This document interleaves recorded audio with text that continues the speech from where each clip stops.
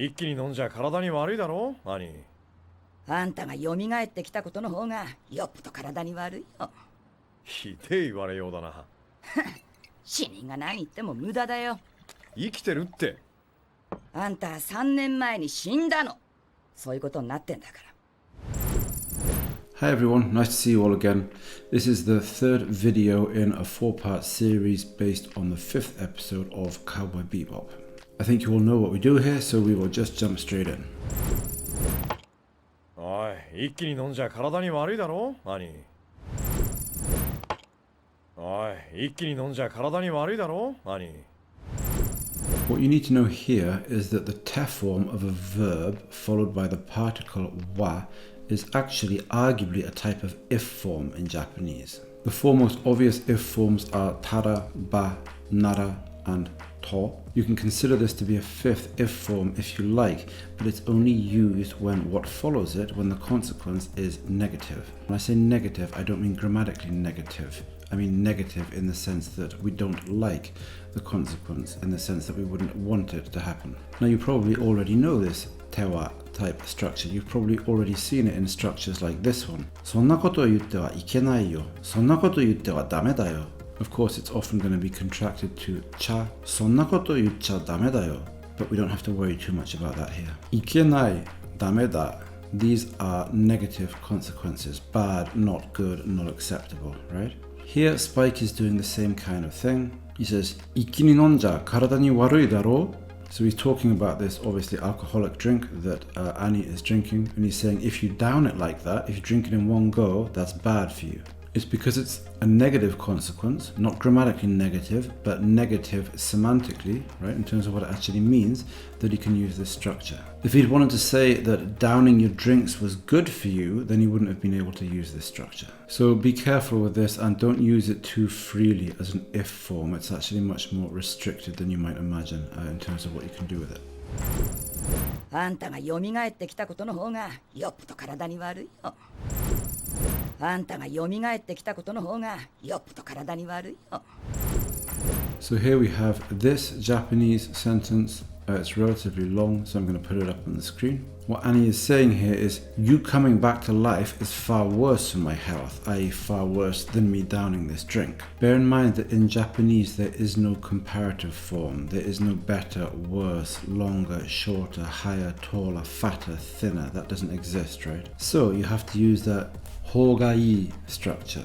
And there are various different words that you can add in to affect the degree of the comparison. Zutto, motto, yoppodo. The word used here, yoppodo, is very strong and emphatic. It means that one thing is much, for example, better than something else. This structure is a good example of a structure where you really have to make sure the particle you use is ga. You can't change it and turn it into a wa. Anytime really you get this hogai used in a comparison, you just have to use ga. I can say watashi wa ikimasu and I can say watashi ga ikimasu. Now those mean different things, but neither of them is gibberish, they just have different meanings. Unfortunately with this, or not so unfortunately, but with this hogai form, if you change the ga into a wa, you will say something very weird and hard to interpret, and something that certainly no Japanese person would ever say. As your Japanese gets better, you will come to feel that. You will feel, you can say this to yourself in your head if you like, with a wa, and you can feel how wrong and weird it sounds. Some of you may already be at that stage, some of you might not have got there yet. But as you improve, you will come to feel these things. You won't just have to memorize them. You will develop a sort of gut level understanding of what works and what doesn't. ひでえ言われようだな。死人が何言っても無駄だよ。生きてるって。ひでえ言われようだな。死人が何言っても無駄だよ。生きてるって。Here I just want to make a lexical observation. Shinin is a fairly straightforward word in Japanese. It just means a dead person, somebody who's died. But there's an interesting observation to be made here. It doesn't use the Japanese verb to die, which is shinu, and it doesn't use the Japanese word for person, which is hito. Having said that, it does use both of those two characters, right? So it uses the same two characters, but it uses them with the Chinese readings, the onyomi, if you like. And this gives Japanese an interesting two-layer structure to its vocabulary that is quite difficult to learn to deal with. Take, for example, this word. Do you know this word? It even looks weird. It looks like I've mistyped it, right? Okay, what about this word? Do you know what that means? It doesn't look as weird, but you probably don't know it. What about these two short sentences written in hiragana? Do you know what these mean? The two words I wrote above were kou, I'm assuming that it's hairbang, I'm not actually sure, and kosetsu. They mean rainfall and snowfall respectively. The word rainfall obviously consists somehow in some sense of the words rain and fall, and the word snowfall consists of the words snow and fall. That's kind of obvious, right? The problem in Japanese is that the word for rainfall here doesn't consist of the word for rain and the word for fall. It consists of two onyomi that are not really comprehensible in their own right. I.e. the two onyomi, neither of them is an independent word in Japanese. So when you hear kou, it's almost completely impossible to figure out what it could possibly mean, whereas the word rainfall is something you can work out quite easily in English. What about these two expressions? Do you know what these mean? They actually mean please turn right and please turn left. You see them on road signs in Japan, but you don't hear them very often in normal conversation. I remember being in a taxi once with a Japanese friend back when I used to live in Japan, and he said to the driver, "Asoko de usetsu shite kudasai," or "sasetsu shite kudasai." I can't remember which one he said. He said one or the other. I remember being really surprised. I'd never ever heard either of these words in conversation before. I suppose they're just more formal. Kango, words pronounced with their onyomi, their Chinese readings, usually are more formal in Japanese.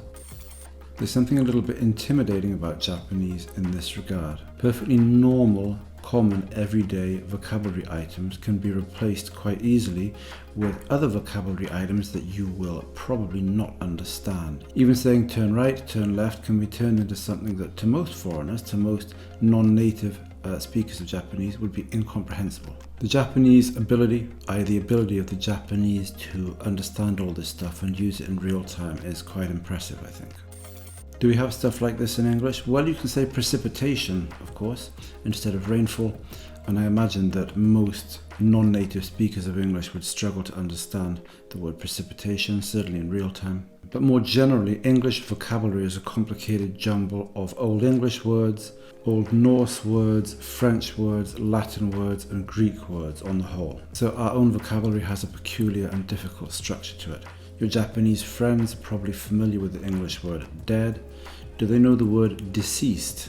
They may know the word deer, as in the animal, but do they know the word venison? If you take the adjective difficult and make a noun out of it, you get difficulty. But if you take the adjective long and make a noun out of that, you get length. Why is that?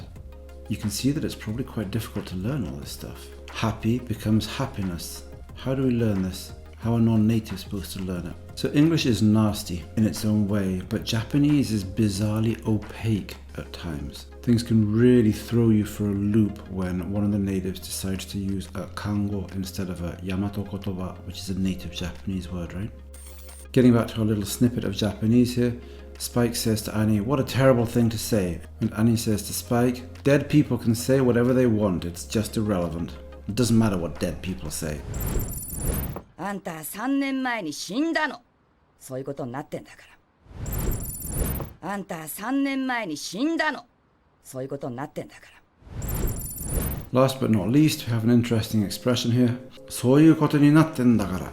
This is one of these expressions that basically means nothing at all if you try and figure it out word by word. You have to know what the whole thing means. ことにする and ことになる just have certain meanings you have to learn. Here, the meaning we need to focus on is the following. ことにする means we'll say or we'll pretend that something is true even though it isn't, and we know that it isn't. ことになる means that something is considered to be true generally by people in general, even if it isn't necessarily true. So Spike has just said, "I'm alive," and Annie says to him, "You died 3 years ago. That's what everyone says, that's the orthodoxy, and that's what I'm sticking to, even if it's not true." Just to finish off, what does this mean? そういうことにしといてやるから. This is a very colloquial expression.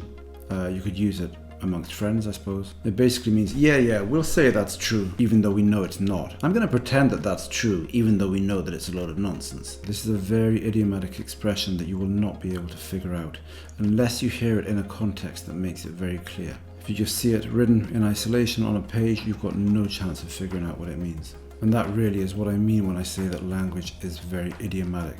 It means that you can't figure out what it means just by knowing the meanings of the individual words. If I say, 私はご飯を食べる, you can just figure that out, but you can't figure this out. That's it for today. Hope you enjoyed the video and found it useful. I'm sure I will see you soon. Thanks very much. Ciao, ciao. Bye bye.